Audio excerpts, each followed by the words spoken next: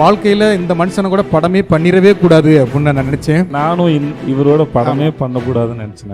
என்னைய வந்து எந்த ஃபங்க்ஷனில் கூட சந்திச்சிடக்கூடாதுன்னு நினச்சார் இவர். கடினமாக பேசிட்டாப்புல என்னை எப்படி ஒருத்தர் இப்படி பேசலாம் இருந்தது. ஒரு 50 படங்கள் மேலே ஒர்க் பண்ணுங்க, எந்த இயக்குனரும் இப்படி பேசினதில்லை. நான் ஹீரோவெல்லாம் நினச்சி கூட பார்க்கல. ஆனால் ஹீரோ வந்ததுக்கப்புறம் இந்த ஆளோட வேலை செய்யக்கூடாது அப்படிதான் இருந்தேன். ஒரு முறை கதை சொல்லலாமான்னு கேட்டாப்புல நான் சொன்னேன் 2 பேருக்கு செட் ஆகாது, வேலை செய்ய வேண்டாம் அப்படின்னு சொன்னேன். ஒரு 18 வருஷத்துக்கு முன்னால் 2008 2009 பசங்க 9 ஆமாம் 2008 96 பிரேம் வந்து அந்த படத்தில் கேமராமேனாக லான்ச் பண்ணோம். அவர் கூட்டு வந்தவர் தான் இந்த விஜய் சேதுபதி அப்படிங்கிற ஒரு மனிதர். அவரை வந்து நான் இந்த கதைக்கு மீனாட்சி சுந்தரத்துக்கு நீங்கள் செட் ஆக மாட்டீங்கன்னு ரிஜெக்ட் பண்ணேன். சார் எனக்கு கொடுத்தா பரவாயில்ல, எனக்கு இல்லைன்னா பரவாயில்ல சார், இன்னொருத்தர் இருக்காரு, நான் அவரை கூட்டு வரவா அப்படின்னாரு.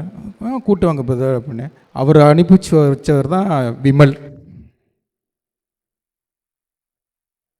என்னடா அந்த மனுஷன் இவ்வளவு பெரிய இதுவாக இருக்கும், தனக்கு வாய்ப்பு கிடைக்கல அப்படின்ட்டு பேசாமல் போயிடாமல் இன்னொருத்தனை அனுப்பி வைக்கிறான், அந்த மனுஷன் இப்போது நல்லா வருவான் அப்படின்னு நான் அன்னைக்கு நினச்சேன். அது இன்னைக்கு இப்படி வந்திருக்காரு. அதே இடையில எங்கள் 2 பேருக்கும் பெருசாக முட்டிக்குச்சு. வாழ்க்கையில் இந்த மனுஷனை கூட படமே பண்ணிடவே கூடாது அப்படின்னு நான் நினச்சேன். அதே நானும் இவரோட படமே பண்ணக்கூடாதுன்னு நினச்சேன். என்னைய வந்து எந்த ஃபங்க்ஷனில் கூட சந்திச்சிடக்கூடாதுன்னு நினச்சார் இவர். அப்படி 2 பேரும் ஒரு முறை கதை சொல்லலாமான்னு கேட்டாப்புல நான் சொன்னேன் 2 பேருக்கு செட் ஆகாது, வேலை செய்ய வேண்டாம் அப்படின்னு சொன்னேன். அப்படி ஒரு ஷூட்டிங் ஸ்பாட்டில் கண்டிப்பாக ஷூட்டிங் ஸ்பாட்டில் சண்டை போடுவோன்னு எதிர்பார்த்தேன். 2 பேருக்குள்ளேயும் சண்டை வரும்னு நம்பிட்டா இருந்தோம். எங்கிட்ட போனோம் நித்யா கூடயும் சண்டை வரும் நினச்சி இல்லையா? ஆமாம் எல்லாருமே சொன்னாங்க நித்யாவோட ஒர்க் பண்ண போறியா ஐயோ அப்படின்னாங்க. எங்க நீங்கள் ஷாக் கொடுக்காதீங்க, நம்ம 3 பேரும் உட்காந்தானே செட்டில் பேசணும் இதை பற்றி. ஆமாம் வாங்க நீங்கள் மேலே வாங்க, பயமுறுத்துனாங்க பயங்கரமா. தெரியாத மாதிரி முடிஞ்சு வச்சேன்னா நித்யாட்ட 3 பேர் உட்காந்து செட்டில் பேசிருக்கோம்ல. நித்யா வந்தானா நித்யா ஹேண்டில் பண்ணுற கஷ்டம், ரூமர் வந்துச்சு. 3 பேரை பற்றியும் வேற வேற புரிதல் இருந்தது, 3 பேருக்கு இருந்தது. ஆமாம். ஸோ ஆனால் அங்கே வந்து பார்த்தா நான் நினச்சதுக்கு ஆப்போசிட்டாக டெட் ஆப்போசிட்டாக நித்யானா அவ்வளோதான், நித்யாவை ஹேண்டில் பண்ணுறது கஷ்டம், ரொம்ப ஆட்டிடியூட்னு ஒரு இருந்தது. இவரும் சொன்னார், எனக்கு வந்து சேர்ந்துச்சு. பார்த்தா அப்படி இல்லவே இல்லை. Nithya was very sweet, very cooperative.